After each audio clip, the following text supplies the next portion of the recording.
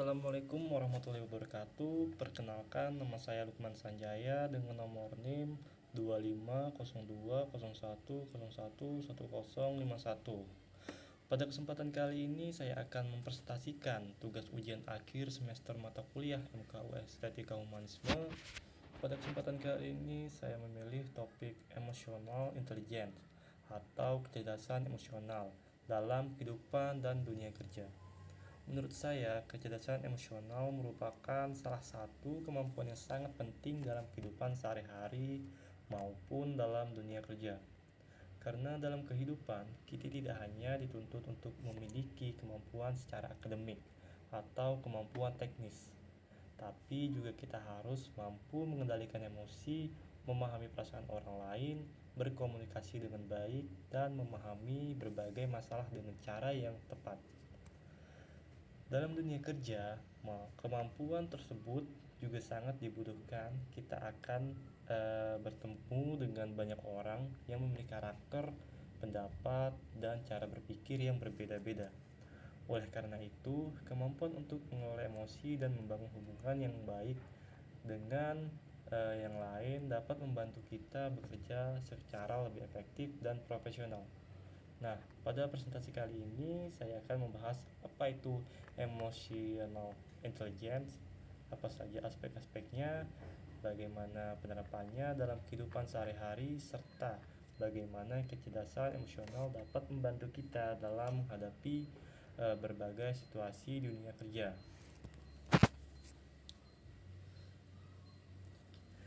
Pengertian emotional intelligence.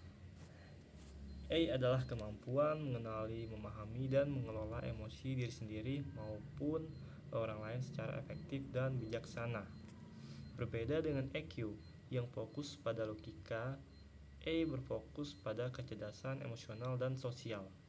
Contoh, saat marah, seseorang dengan tinggi mampu mengendalikan perasaannya dengan memilih cara merespon yang tepat, bukan bereaksi impulsif. Mengapa emotional intelligence penting? 1.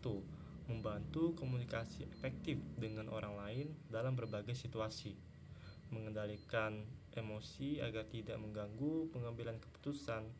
3. Membangun hubungan yang sehat, harmonis, dan saling menghargai. 4. Menghadapi situasi sulit tanpa kehilangan kendali emosi diri. 5 aspek emotional intelligence. 1. Self-awareness, mengenali emosi diri sendiri. 2. Self-regulation, mengelola dan mengendalikan emosi. 3. Motivation, dorongan diri mencapai tujuan.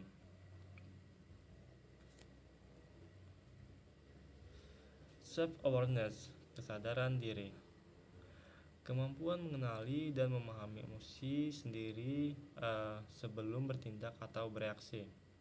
Contohnya, menyadari bahwa rasa kecewa sebelum mereaksi marah kepada orang di sekitar kita. 3. Mengurangi keputusan impulsif dan meningkatkan kontrol diri secara positif.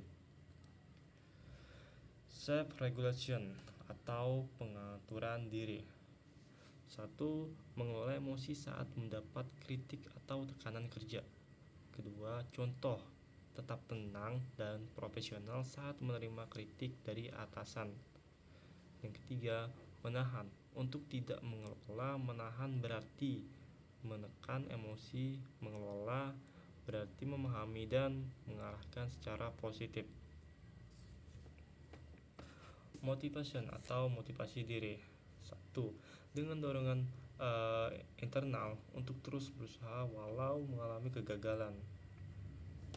2. Contoh, karyawan yang gagal memenuhi target tetap bersemangat memperbaiki kinerja. 3. Motivasi positif meningkatkan ketekunan dan hasil kerjasama yang nyata. Empati diri, kemampuan memahami dan merasakan perasaan orang lain secara tulus. Contoh, memahami tekanan rekan kerja sebelum menilai kesalahannya. penting untuk membangun hubungan sosial dan kerja yang harmonis. Social skill 1. Kemampuan berkomunikasi, bekerja sama, dan menyelesaikan konflik secara efektif dalam lingkungan sosial dan profesional. Contoh, mengelola perbedaan pendapat dalam tim dengan dialog terbuka dan saling menghormati. Social skill memperkuat kerjasama tim dan membangun jaringan profesional yang solid untuk karir. Emotional intelligence dalam dunia kerja membantu komunikasi efektif dengan atasan, rekan kerja, dan pelanggan secara profesional. Mendukung kerjasama tim yang produktif dan mengelola konflik dengan kepala yang dingin. Menjaga profesionalisme saat menjadi tekanan deadline dan situasi sulit di tempat kerja. Contoh penerapan di tempat kerja. Situasi karyawan ditegur atasan karena kesalahan laporan kerja. Kedua, itu juga tetap rendah. Marah defensif, menyalahkan orang lain, suasana kerja memburuk. Tinggi, menerima kritik, meminta maaf, dan mencari solusi. Hubungan kerja tetap profesional. Jadi kita harus bisa mengontrol yang itu namanya Emotional intelligence dan konflik kerja. Konflik muncul akibat perbedaan pendapat antar rekan kerja.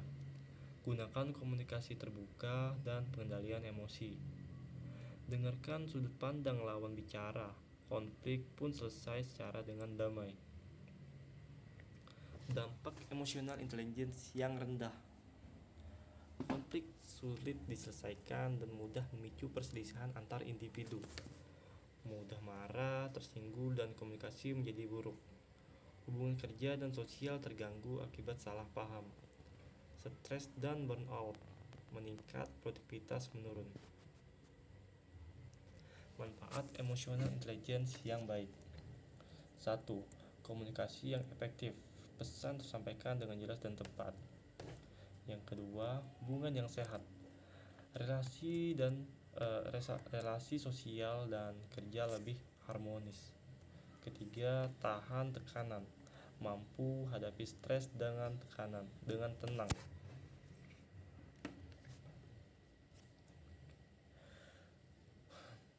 Manfaat emotional intelligence yang baik. Resolusi konflik. Konflik lebih mudah diselesaikan dengan tenang. Kerjasama tim juga dan kolaborasi tim bisa meningkat. Yang ketiga, profesionalisme. Sikap profesionalisme dan integritas kerja terjaga. Kesimpulan, adalah kemampuan mengenali dan mengelola emosi diri dan orang lain untuk kehidupan yang lebih baik. 5 aspek utama self-awareness, self-regulation, motivasi, empati, dan social skill sangat penting di dunia kerja. Pengembangan kekonsistenan, meningkatkan komunikasi, hubungan sosial, dan kesuksesan karir profesional.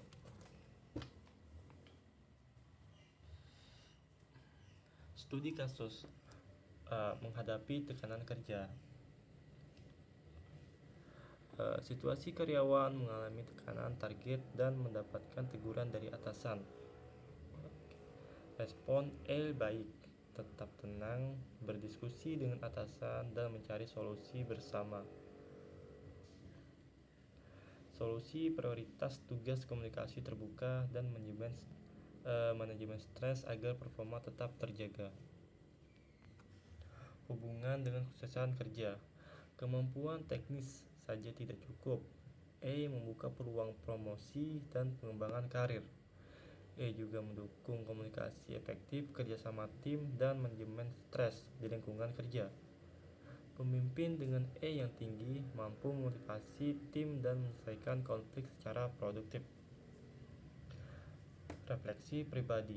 Dalam belajar, membantu saya lebih sadar, fokus, dan terbuka terhadap kritik dalam proses belajar. Dalam bekerja, mengelola emosi saat tekanan tinggi membuat saya lebih profesional dan produktif. Komitmen pengembangan terus melatih empati, refleksi diri, dan komunikasi untuk masa depan yang lebih baik. Kesimpulan, kemampuan mengenali dan mengelola emosi diri dan orang lain. 5 aspek self-awareness, self-regulation, motivation, empathy, social skill penting dalam kehidupan sehari-hari dan dunia kerja. Meningkatkan komunikasi, hubungan, dan kesuksesan. Mari terus belajar dan menerapkan emosional intelligence. Sebagai penutup, dapat saya simpulkan bahwa materi yang saya sampaikan hari ini merupakan hal yang penting untuk dipahami dan diterapkan dalam kehidupan sehari-hari maupun dalam bekerja. Dari pembahasan tersebut, kita tidak hanya memperoleh pengetahuan secara teori, tetapi juga dapat memahami bagaimana materi tersebut memberikan manfaat dalam kehidupan nyata. Saya menyadari bahwa dalam penyampaian presentasi ini masih terdapat kekurangan dari segi penjelasan maupun penyampaian. Oleh karena itu, saya sangat terbuka terhadap kritik dan saran yang membangun untuk menjadi bahan evaluasi dan perbaikan ke depannya. Demikian presentasi yang saya dapat sampaikan. Terima kasih atas perhatian waktunya. Mohon maaf apabila terdapat kesalahan dalam proses penyampaian. Wassalamualaikum warahmatullahi wabarakatuh.